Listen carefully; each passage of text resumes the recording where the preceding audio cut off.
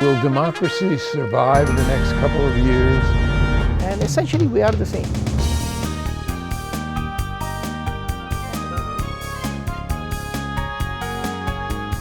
And there are so many needs that Minnesota has. What people are saying they need right now. Access to democracy is made possible by donations from the following organizations: Thomson Reuters, a global company with expertise and insight to unravel complex situations in the areas of law, tax, compliance, government, and media. Their worldwide network of journalists and editors keep customers up to speed on relevant global events. Thomson Reuters, the answer company. Crutchfield Dermatology, a full-service treatment center in Medi-Spa in Eagan. Their goal is to help you look good and feel great with beautiful skin. With service built around courtesy, dignity, and respect, Mayo-trained Dr. Charles Crutchfield personally treats each patient and is acknowledged as one of the nation's best physicians. Firefly Credit Union, with locations throughout the Twin Cities, has proudly served Minnesotans since 1925. Firefly guides its members forward by delivering customized financial solutions to improve their lives in all aspects of banking. Firefly Credit Union, they light the way with life illuminated. Edina Eye, Physicians and Surgeons, a division of Twin Cities Eye Consultants, has proudly served the Twin Cities for more than 55 years. Now in 7 convenient locations. Using the most advanced technology combined with human touch, Edina Eye offers comprehensive services but dedicated specialists committed to excellence with innovative procedures and expertise for the most advanced eye care. Welcome. Access to Democracy returns on July 24th, a very special day, because it's a day when we're joined not only by a regular guest, Dave St. Peter, president of the Minnesota Twins, and also CEO of the Twins, which I didn't know in the past, but this is a baseball in my hand.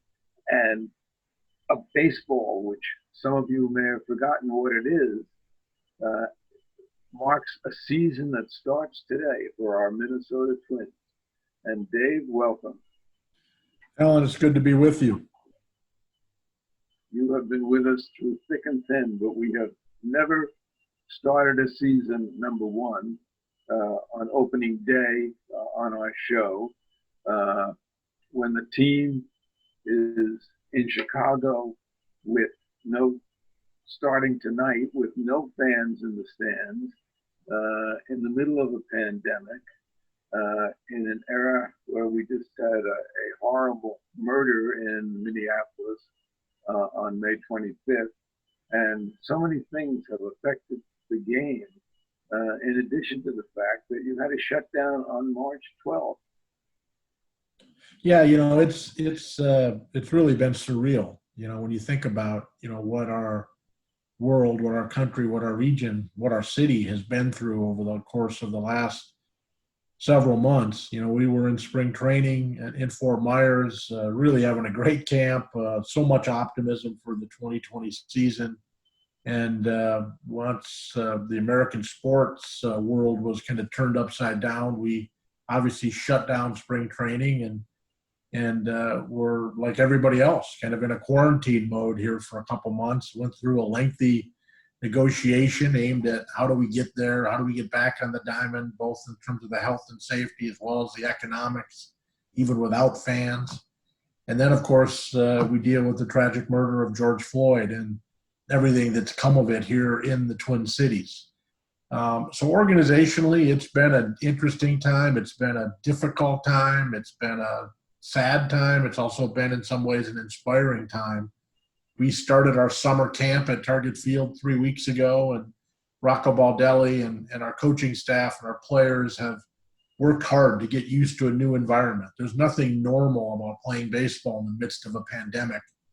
And I think we're ready to go. We're going to have a good baseball team, a team capable of winning a lot of games.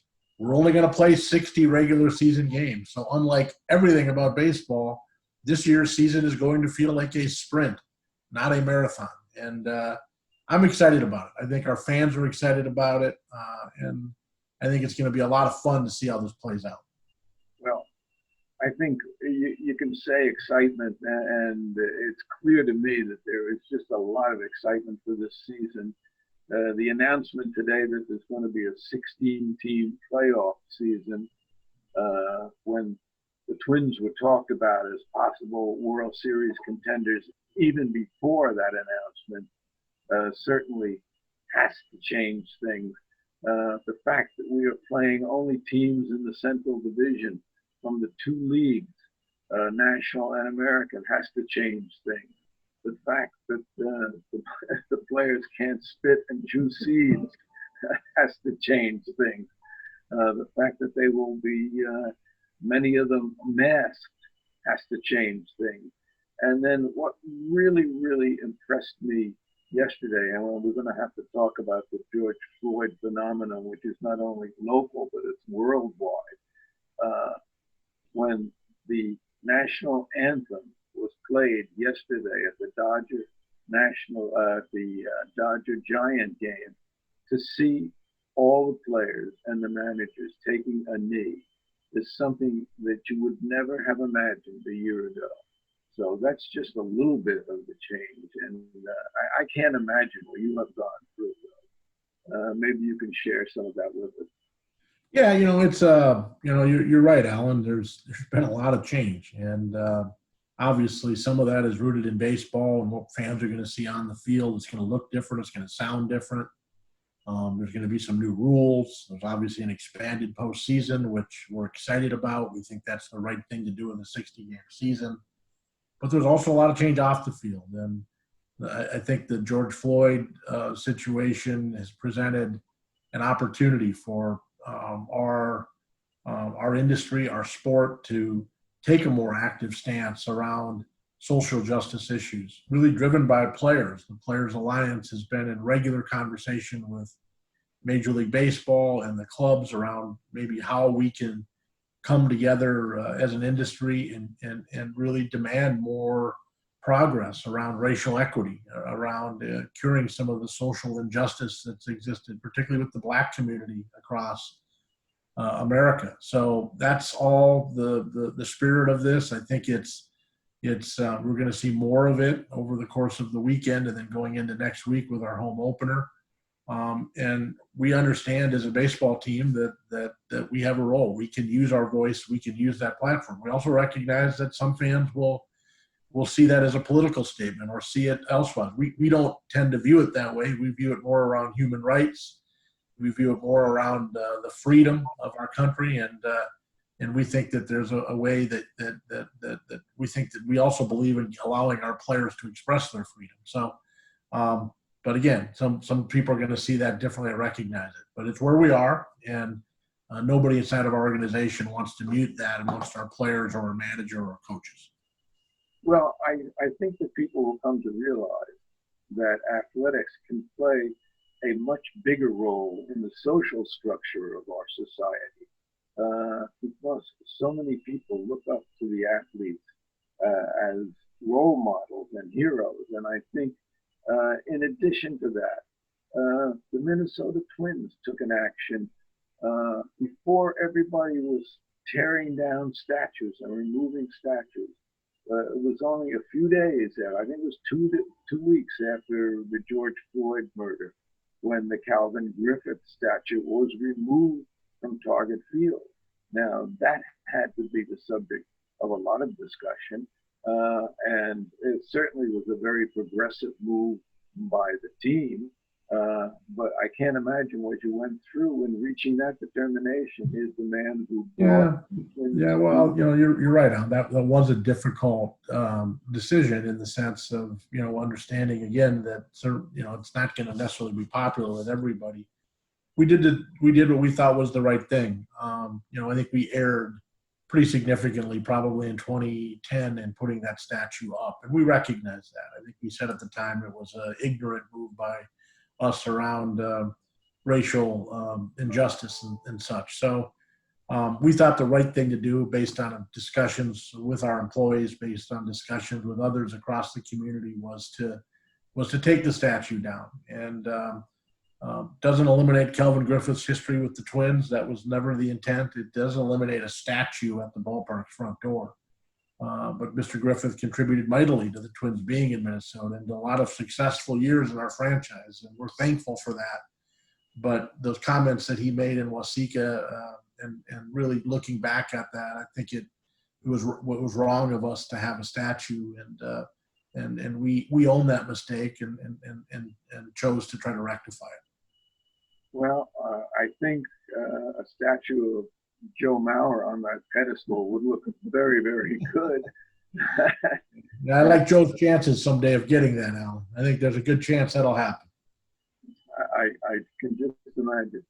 And as we talk about the team, during the off season, and we have to talk about really opening up tonight, the team made some big moves and spent some big dollars to bring in some people who had great records as players.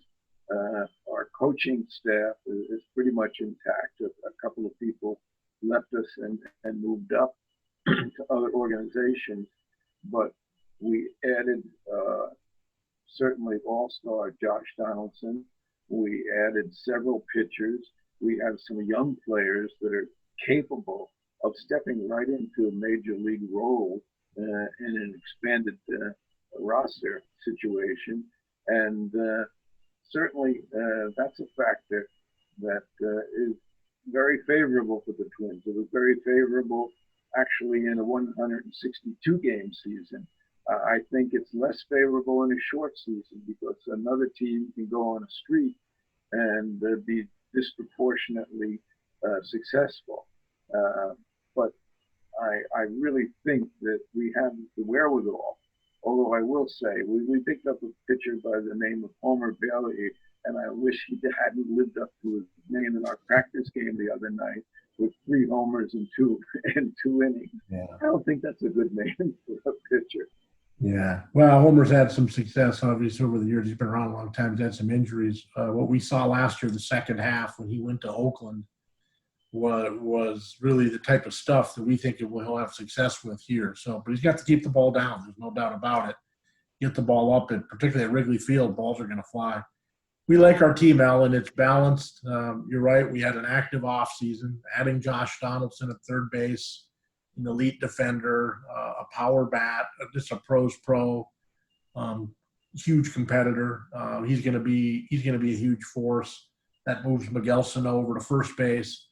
Of course, the addition of the pitching staff of Rich Hill, Homer Bailey, as you mentioned, as well as Kenta Maeda, a guy who's been pitching in the World Series, it seems like forever out there with the Dodgers, pitching big innings, and it was a go-to guy for the Dodgers down the stretch. So we think those guys are going to help shore up a staff that already includes Jose Barrios and Jake Odorizzi and all kinds of other guys that are kind of knocking on the door for spots in that. Our young pitchers there who showed last year that they're capable of pitching in the big league. I think the overall strength of our team is depth. I think we have depth on the position player side. We have depth in the starting rotation. We have depth in the bullpen. And that will serve us well over time. There's no doubt about it. Even in a 60-game season, that depth is going to be important. And we have the manager of the year in the American League as well, Rocco Kelly, who really seems, as a young man, to have really risen to the top in his first year as a manager and really relates to the players with a sort of a laid-back attitude that he has that really, really worked last year.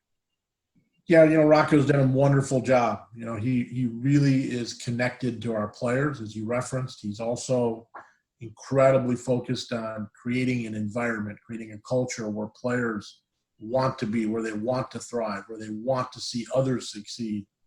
And never think that Rocco's so laid back that he's not competitive. He's fiercely competitive and fiercely focused on making sure our players have everything they need to compete and to compete with an expectation that we win. And he's done a great job. We're thrilled to have him. And he's a huge part of the competitive advantage the Twins have enjoyed here over the last year. Now, what's it going to be like when we open up? There are no fans in the stands. I see some teams like the Dodgers have put cutouts in the stands to emulate as though there were people. I don't know that that's going to make a difference to the players. They're trying to bring in the crowd noises. I think Major League Baseball sent some crowd noise, certainly material around to all the teams. But it's got to be very, very different. Yeah, it is different in the ballpark. Players are social distancing, so you'll see expanded dugouts, some tents in the seats where players will go beyond the traditional dugout into those underneath those tents. You will see some cutouts in Target Field. I think that program will expand over time. I don't think it's as much about the players and what they get, but for us, it's a fan engagement opportunity. It's certainly a television discussion topic. It's kind of fun. You'll hear crowd noise that'll be piped in the ballpark that'll come across the radio broadcast as well as the telecast. The full game presentation will run. You're going to hear a lot of music. You're going to see scoreboards in operation. We're trying to create as normal of an environment as we possibly can for our players. And the players have asked us. They want action in the ballpark. They want energy in the ballpark. They know they're not going to get it from fans like they normally do. We're trying to amp up some other things to provide that energy. Now, one thing about Dave St. Peter, and people may not know this, but one of the things that makes him kind of unique among presidents is that, for instance, before the ball game, if you were down in the Twins Club where fans are gathering to eat, things like that, who would show up, walk around, shake hands, say hello? It was Dave St. Peter. And he's definitely, and I say he is the third party. He's going to miss that. But not only that, you treat all the vendors and all the people who work for the team and all the salespeople and all the people selling beer and everything else as though they're members of the family. And you go around and you recognize them and you say hello and you know their names. And also, that's something else that makes you kind of unique among what can be stuffy executives. You don't certainly put that label. Well, I appreciate that, Alan. Look, I try to do that. We try to, you referenced the members of the family. All those people are members of the Twins family. That's how we view it. And, we try to engage with them and let them know what they do is important. Everybody has a role in pushing forward our vision and our mission. We like to say that life is better with baseball. And I think that's something that all of those people that work at Target Field believe in. And we all have a role within it. And the best part of my job is interacting with those people on a game day. And it's probably the part of my job this year I'm going to miss the most, right? Because we're not going to have all those people in the ballpark. There's a lot of people that normally work Twins baseball games that are not going to be there because we don't have fans. So it has an impact. It's not a normal season, but those people are incredibly important. They remain in our thoughts, and I'm hopeful they'll be back in 2021. Yeah, I guess question, would they be back this year? It doesn't look like anybody is going to have fans back in the stands this year. I don't know when we get to the playoffs. Maybe we'll get lucky, but certainly that's one of the things we have to consider. And another thing that's been a big factor is a push for diversity. And I know that taking the statue away was certainly one of the really benchmarks of the Twins in that regard. Now, we have a very good friend, you and I, by the name of Charles Crutchfield. He's also the team dermatologist. And Dr. Crutchfield has been pushing changing the logo. He gave me this to show to you, which just is changing Minnie and Paul to show racial diversity. And I suspect that there's some talk about that also going down the line. He actually took a poll, and 97% of the people said that they favored that logo. If it's of any interest to you, and that's what happens when I go see Dr. Crutchfield. Yeah. I come away with you and I both. memorabilia.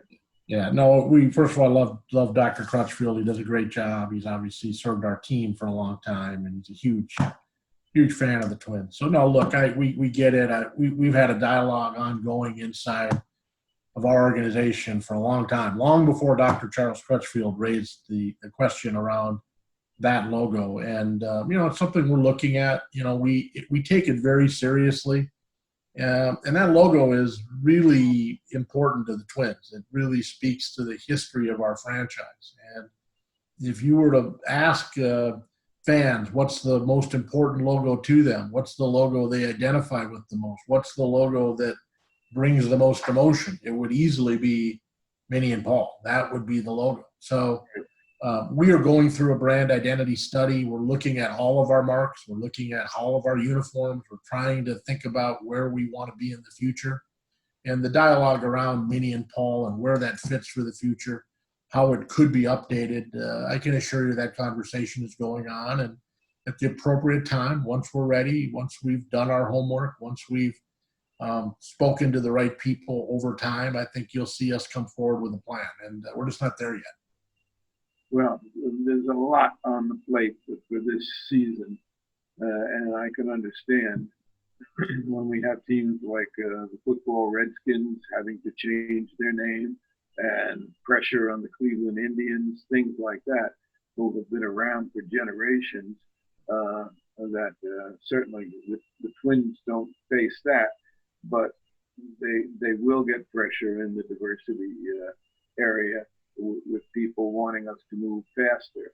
And I understand that fast is a relative word when you're dealing with all the things that you people have dealt with this season. Now, one of the things that's really troubled me is what is happening to the minor leagues.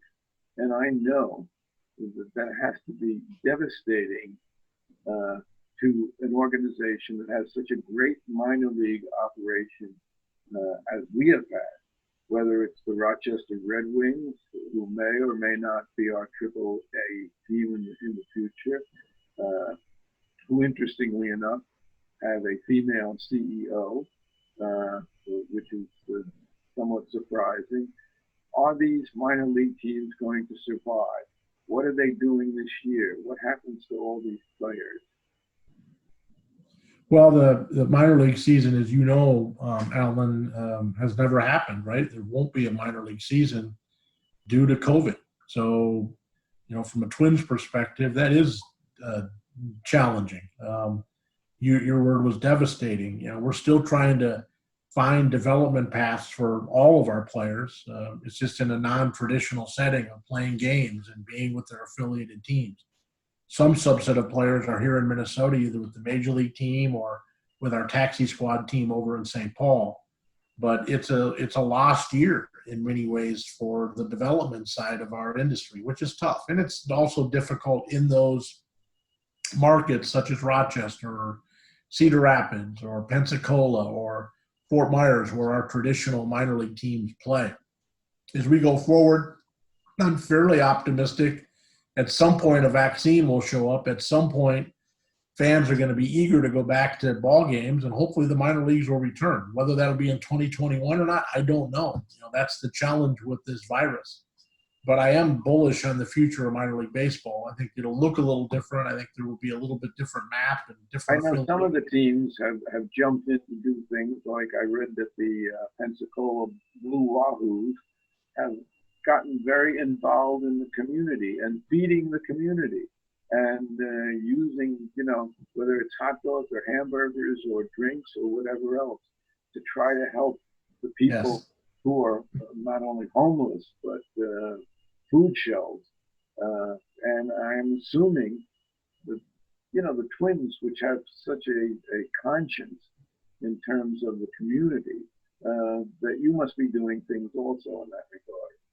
Well, there's no doubt about it. We've been trying to be very active both during COVID as well as since the George Floyd passing. The Paulette family, all of our operating companies pledged $25 million towards the fight for against racial inequity and social justice. And criminal justice reform. So, that's a huge passion for us.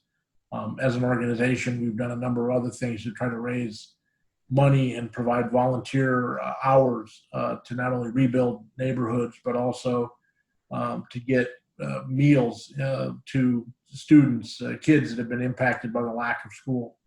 So there's a lot of things we're doing. Our players have obviously been great. Nelson Cruz wins the Humanitarian of the Year award at the ESPYs, which speaks to his quality philanthropic spirit. So we're blessed to have the owners we have, we're blessed to have the players we have, and we're committed to this community. And one of the things that bothered me, we hear a lot about kids, whether they should go back to school, whether they should not go back to school, depending on the area. One of the things that troubled me is I think that young children are going to miss a year of their lives here.